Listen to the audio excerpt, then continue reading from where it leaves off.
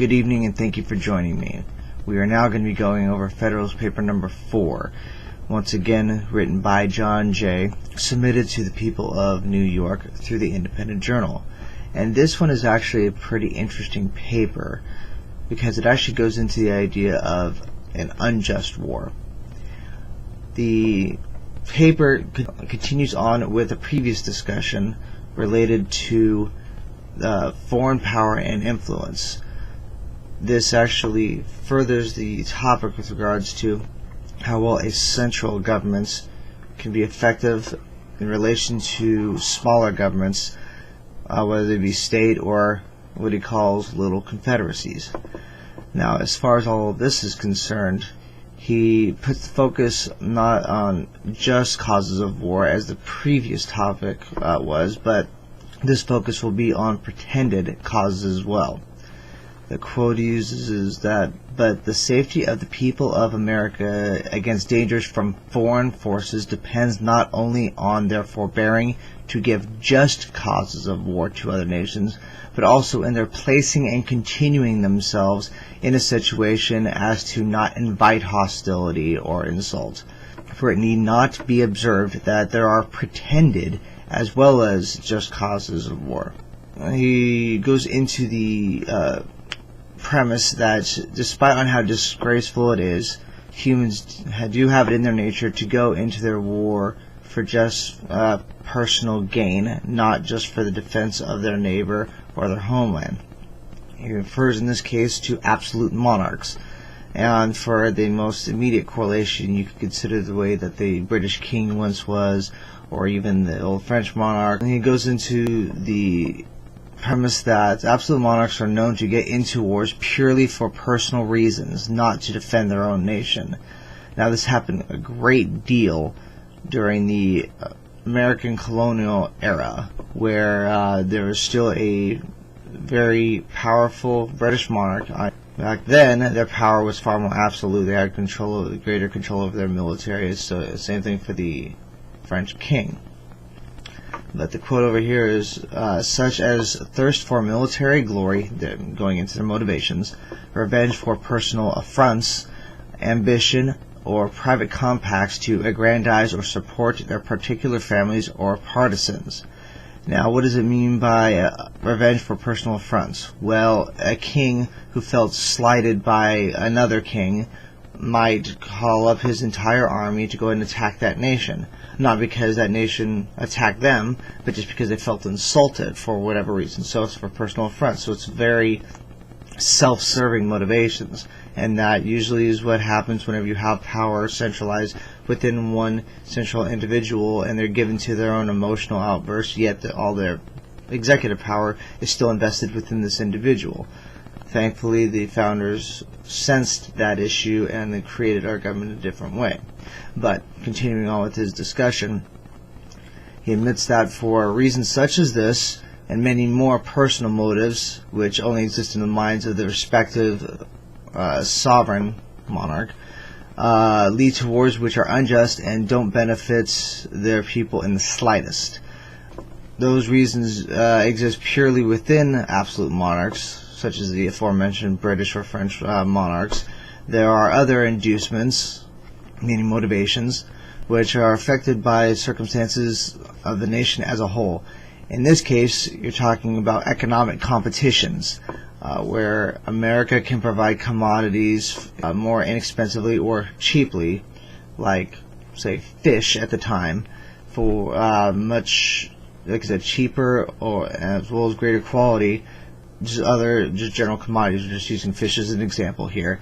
For nations like Britain and France, much better, quicker, and cheaper than they could even provide it for their own people, which goes into, despite the bounties, what they call the bounties, I assuming that means subsidies that they would be providing for these domestic industries, or increased duties and tariffs on our own, such as what President Trump is currently doing for, say, industries coming out of other nations, of where they're trying to increase the cost of us to import goods from other countries, forcing higher costs actually within our own nations by benefiting our own domestic industries, but not out of any actual competition, just out of lack of other options. These nations and others, where the United States were rivals in navigation and shipping, with the quotation of, "We shall deceive ourselves if we suppose that any of them will rejoice to see it flourish, for as our carrying trade cannot increase without in some degree diminishing theirs, it is more their interest and will be more their policy to restrain than to promote it," meaning to restrain us in our industry rather than promote an increase in the industry because they don't like to compete. Obviously, the more competition they're dealing with, the less of a increase in profitability that they are getting through their own nation themselves.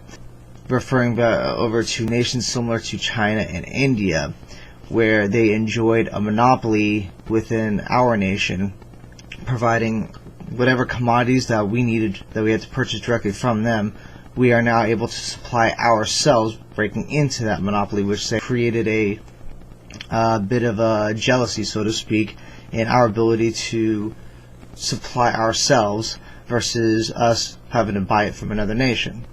Any nation near our nation, geographically, really could not compete with our own industry, once again given the inexpensiveness and quality of our exports, as well as the effectiveness of our merchants at the time and their navigators, versus their own merchants and navigators who don't know the area as well.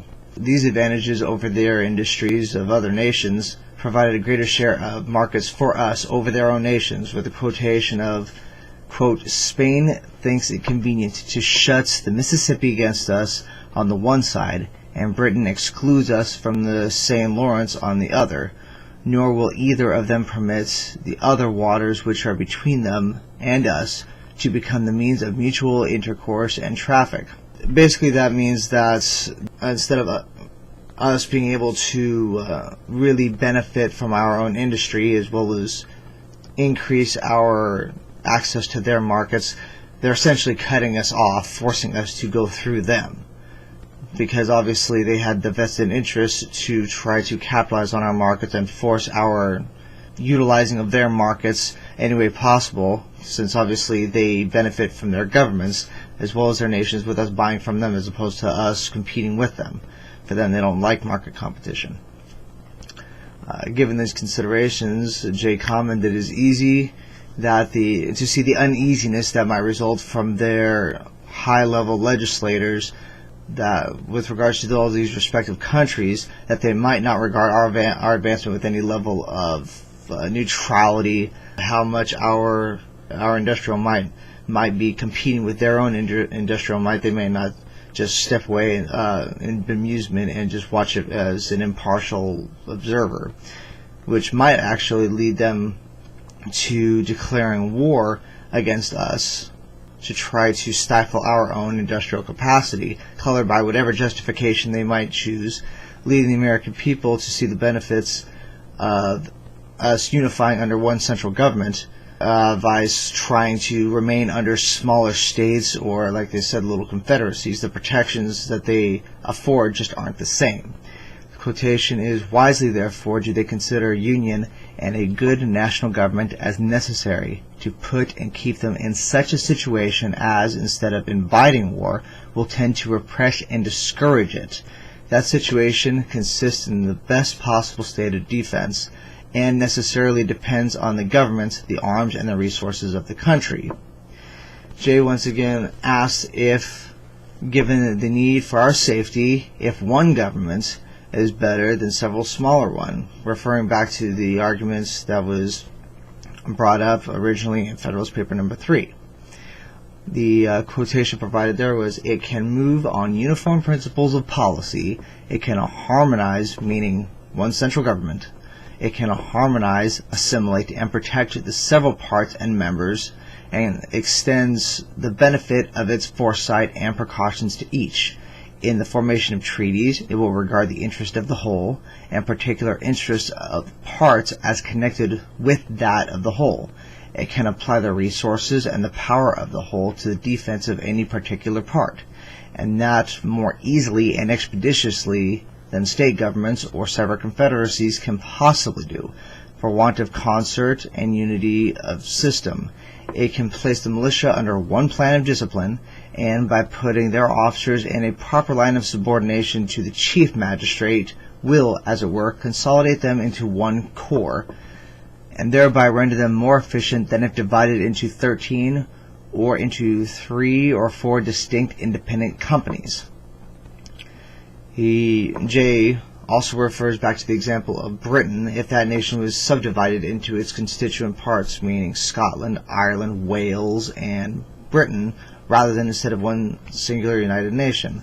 The quotation for there is, "What would the militia of Britain be if the English militia obeyed the government of England, if the Scotch militia obeyed the government of Scotland, and if the Welsh militia obeyed the government of Wales? Suppose an invasion. Would these 3 governments, if they agreed at all, be able, with their respective forces, to operate against the enemy so effectually as the single government of Great Britain would?" Now, he was asserting that if Britain were not united as such, then it would not have been as celebrated as it was up until that point for the centuries prior for its fleets and for its armies, because it was the power at the time. Its armies were unrivaled. Its fleets dominated everything, because there was always the saying that the sun never sets on the British Empire. Organized and trained with the highest abilities, with the national governments able to bring all such to bear on the behalf of the nation.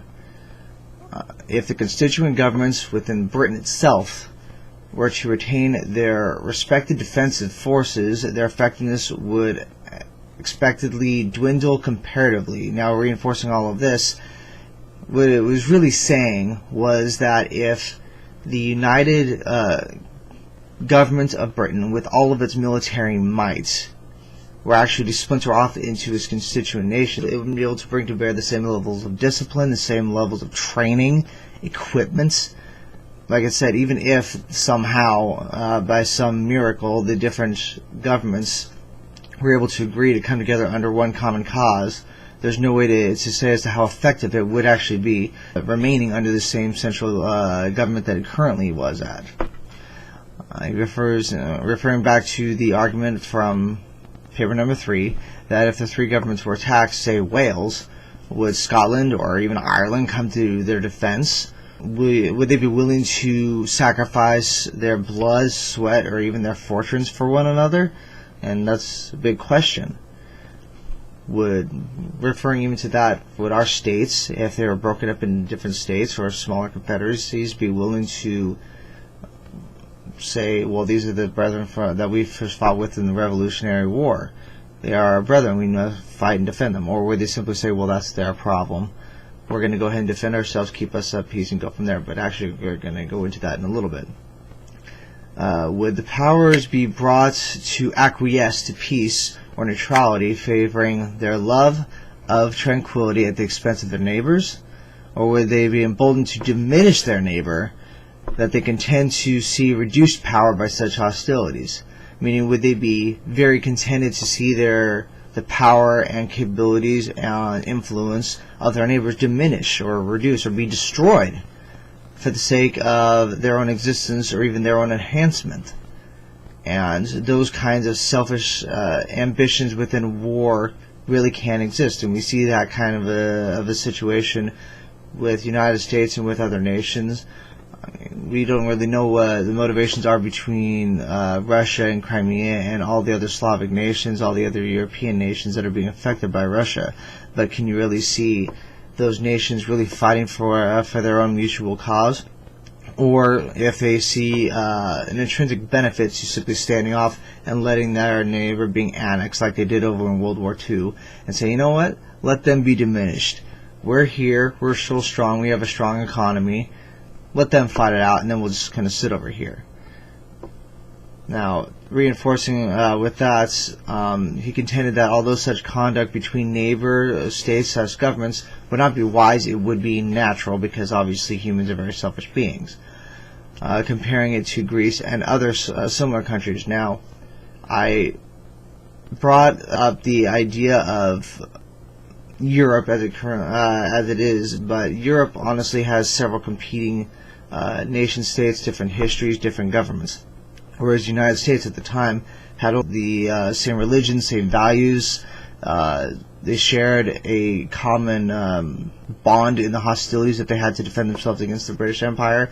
So we already start off as a very strong, cohesive, bonded nation, even though there were those people who were trying to assert their own influence to bring themselves up to greater power at the expense of the whole, and not permitting a continual push towards a centralized unity.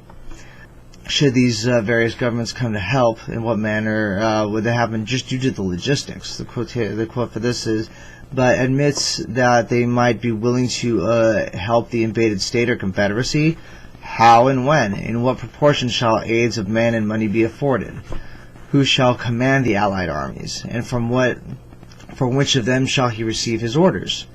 Who shall settle the terms of peace, and in case of disputes, what umpire shall decide between them and compel acquiescence? Various difficulties and inconveniences would be inseparable from such a situation. Reinforce the fact that under central authority, these problems would not arise. There wouldn't be this kind of competition. They would already be under a central recognized authority. They would already be able to have an umpire or a judge or a central arbiter to be able to refer back to you instead of having to go through all the political meanderings back and forth. Jay observed that any foreign government viewing such here would act accordingly, whether against the United central government or under various states or confederacies. They would be further disinclined toward interfering with us and entering into hostilities against us, against a unified national government, as opposed to various individual states that are much weaker and easier to attack and pick off the whole. They'd be more willing to pursue friendship under a strong central government than risk our resentment and counterattack. Jay finally contemplates the fallout of if our nation were to dissolve into several various governments, state or confederate.